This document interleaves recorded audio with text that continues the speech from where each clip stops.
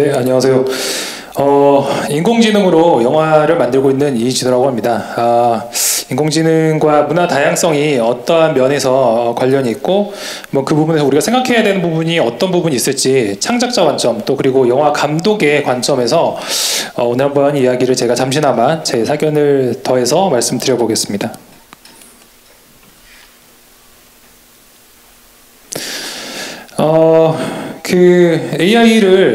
AI가 모두가 쓰게 됐었을 때 과연 그러면은 이 AI가 어떤 장점이 있을지, 그리고 우리가 문화 다양성적인 측면에서 과연 어떠한 변화를 우리한테 주게 될지, 그리고 이게 우리의 일자리를 뺏을지 아니면 우리한테 새로운 도구가 될지 한번 제가 잠시나마 얘기를 해보도록 하겠습니다. 우선 간단하게 제 소개를 드리자면요, 저는 원래 그 AI 영화를 하기 전에는 실사 영화 감독이었습니다. 근데 영화 감독을 하다가 요즘 영화 시장이 엄청 안 좋잖아요. 그래서 저도 찬바람을 세게 맞고 길거리에서 나 뭐하지? 라고 고민하다가 작년 초에 그 소라라고 그 많이들 보셨을 거예요. 그 영상을 보고 여기서 내가 뭔가를 할 수 있지 않을까라는 생각을 하게 되고, 제가 그전에는 특이하게 장편 영화 감독들 중에, 우리나라 영화 감독들 중에 처음으로 게임 개발자 출신인데요. 그래서 컴퓨터랑 친하니까 AI로 뭔가를 좀 해볼 수 있지 않을까라는 생각을 가지고 AI를 배워서 지금은 이제 완전히 이제 AI로 영화를 만들고 있는데요. 저도 잠시만 홍보하자면 그 끝에 있는 저 아트 인 더 월드라는 저 영화는 그 웨이브에서 보실 수가 있습니다. 그래서 지금은 이제 AI로 완전히 영화를 만들고 있고, 지금은 이제 판테온이라는 가상 AI 다큐멘터리를 제작하고 있습니다. 그거는 이제 잠시 뒤에 제가 간단하게 한번 보여드리면서 이런 것이 AI 창작이라는 것을 좀 소개해 드리겠습니다. 우선 AI로 창작을 한다는 거에 대해서 가능해라는 이제 의심을 가지고 계신 분들이 많은데요.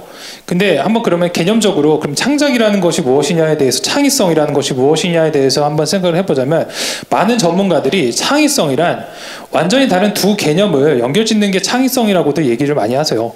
근데 AI가 제일 잘하는 게 그 안에 내재되어 있고 잠재되어 있는 패턴을 찾고 그 안을 분석하는 거 AI가 제일 잘하잖아요.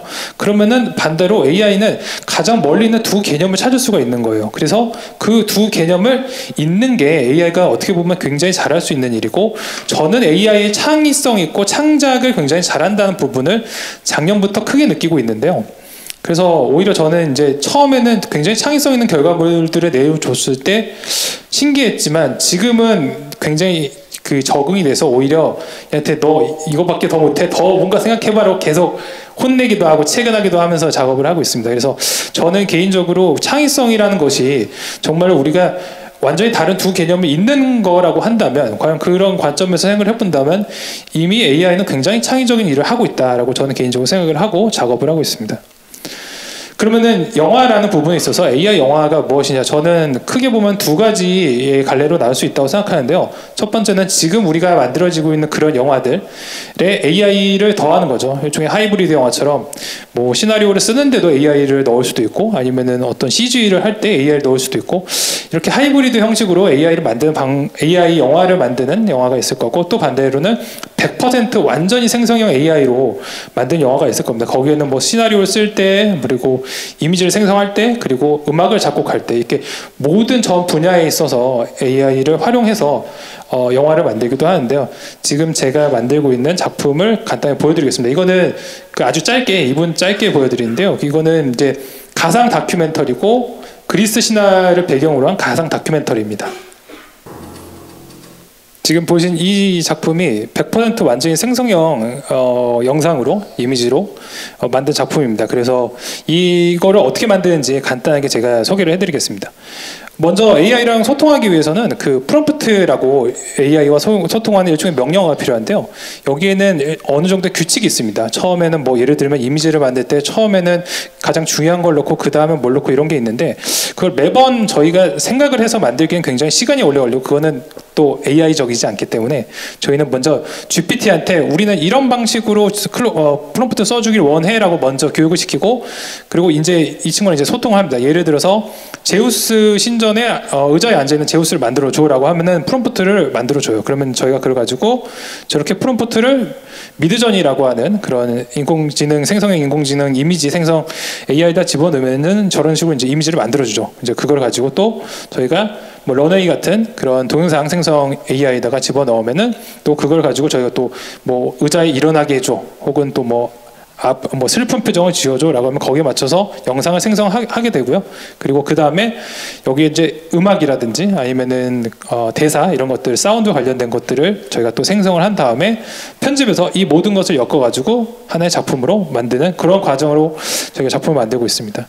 그래서 사실 이렇게 과정이 굉장히 간단하기 때문에 저희가 이제 이 작품 저희가 AI로 생성하다 보면은 이제는 정말로 무엇보다 기술적인 부분에 있어서는 전문성은 이제 그렇게 중요하지 않고 오로지 그 비전과 아이디어들이 굉장히 이제 중요한 시대가 될 것이라고 생각을 하면서 저희가 작업을 하고 있습니다. 그래서 과연 이게 이게 예술이라고 할 수 있을까라는 부분에 있어서 의견은 분분한 것 같습니다. 그래서 안 된다고 하시는 분들은 이제 여기에 충분한 인간의 내면의 표현이 결과되고, 그리고 고통과 성찰, 사유, 그리고 진정성이 부족하다고 말씀을 하시고요. 그리고 된다고 생각하는 쪽은 여기에도 충분히 인간의 의도가 반영이 된다. 그리고 이런 이미지들을 혹은 그리고 영상들을 뭐 음악들을 골라내는 과정에서 충분히 창작자의 비전과 의도가 미적 판단이 작용된다라고 주장해서 이 의견은 아직도 분분한 것 같습니다.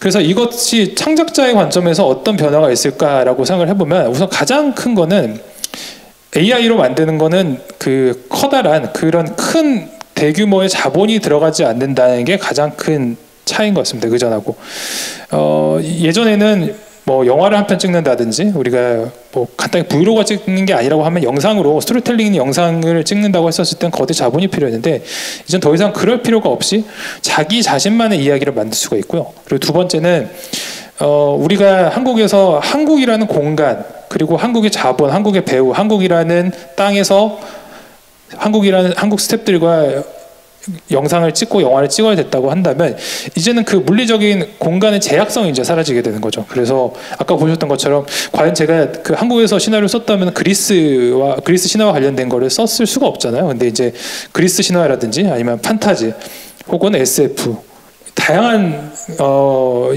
세계관을 이제 만들 수가 있게 되는 거고요. 그리고 그러다 보니 누구나 이렇게 다양한 세계관의 영화를 만들 수 있게 되기 때문에 또 새로운 미학이 또 탄생될 수 있습니다. 제가 올 초에 그 신입생들을 상대로 AI 영상 캠프를 진행한 적이 있었는데, 그때 어떤 그 이공계 학생인데 갑자기 그 감자랑 원숭이랑 합쳐가지고 감숭이랑 캐릭터를 들고 온 거예요. 그래서 쌤 이걸로 영화를 만들어 볼래요? 해서 이런 거를 만들라고 하면 안 되는 게 원래 이제 영화 교육에서의 그런 걸 이제 지도를 해야 되는데, AI는 한번 해보면 어떨까라는 생각이 들어가지고 한번 만들어 보라고 했는데 꽤 괜찮은 결과물이 나오더라고요. 그래서 우리가 생각했었을 때 예전에 망상들 많이 하잖아요. 어렸을 때 망상에 가까운 공상들을 많이 하는데, 근데 그런 것들을 우리는 어렸을 때 그냥 교과서 옆에 모서리에다 그려놓기도 하고 이제 그걸로 끝났는데, 이제는 그걸 가지고 이제 기술이 있으니 그걸로 영화도 만들 수가 있는 겁니다. 그래서 제가 그때 들었던 생각이, 이제는 초등학생 영화 감독도 충분히 나올 수가 있겠구나, 그것도 어렵지 않겠구나라는 생각이 들면서, 또 지금은 우리가 헐리우드의 영화만 보잖아요. 근데 그것은 뭐 물론 당연히 그들이 영화를 잘 찍기도 하지만 그들이 충분히 자본을 갖고 있기 때문인데, 근데 이제는 제3세계에서 만드는 영화도 정말 다양한 아이디어의 영화들을 볼 수가 있는 거예요. AI를 통해서. 그런 면에 있어서 어떻게 보면은 AI가 예술의 민주화를 가지고 올 수도 있지 않나, 그렇게 저는 생각을 하기도 합니다. 그래서 다양한 목소리가 AI를 통해서 오히려 나올 수 있다고 생각을 합니다. 대중들은, 관객들은 아직 관객 관점에서는 아직 그 AI가 그 불편한 요소가 좀 있습니다. 그래서 여러분들 보셨었을 때 이제 예를 들면은 저 코카콜라 광고가 저 불편한 골짜기가 좀 많이 있었던 광고인데요. 이런 식으로 아직 봤었을 때 이제 불편한 골짜기가 있는 그런 문제가 있고 또 학습 데이터 지브리 때도 볼 수 있었지만 그런 학습 데이터에 과연 저작권을 올바르게 정당하게 지불을 하고 학습을 했냐라는 문제도 있기 때문에 아직 관객들이 좀 불편해하는 요소가 있고요. 하지만은 이렇게 굉장히 초개인화된 사회에 그리고 산업적으로 아직 지금 얼어붙어 있는 산업에서 AI가 그런 관객들의 니즈를 충족시켜 줄 수 있지 않을까 그런 부분도 생각하고 있습니다. 그래서 창작자들은 아무래도 이제 창작의 민주화, 다양한 목소리를 낼 수 있는 기술의 문턱이 낮아졌기 때문에 다양한 목소리를 낼 수가 있고 또 반대로 기존의 예술을 하시던 분들에게는 AI로 만드는 것이 굉장히 박탈감을 또 줄 수도 있습니다. 그 과정에서 또 새로운 AI를 이제 가르치는 그런 일들이나 아니면 프롬프트 엔지니어 같은 새로운 직업들이 또 나올 수 있다고 생각을 하고요. 그래서 결국에는 저희가 지켜야 될 것은 이런 기존 작품을 예술을 하던 저작물에 대한 저작권과 그리고 예술가들의 권리 보호 그리고 이것이 AI 작품이라는 것이 헷갈리지 않게 실사가 아니고 이것이 AI 작품이라는 것이 헷갈리지 않게끔 투명성 있는 고지와 그리고 물론 이제 그 고지에는 이 몰입을 깨지 않는 방향으로의 그런 고지들이 필요하겠죠. 그래서 관객들이 이 AI를 부담 없이 바라볼 수 있도록 해주는 제도적인 가이드라인들이 좀 필요하다고 생각합니다. 그래서 AI는 앞으로도 저희가 이게 많은 논쟁이 있을 거고 그리고 과정을 거쳐야 되는 부분인데 AI 기술의 발전과 그리고 저희가 창의성, 우리가 창작물에 대한 보호 그 가운데 있어서 균형을 찾아가면서 저희가 많은 논의를 해봐야 될 것 같다 그렇게 생각을 하면서 저의 발제를 마치도록 하겠습니다. 감사합니다.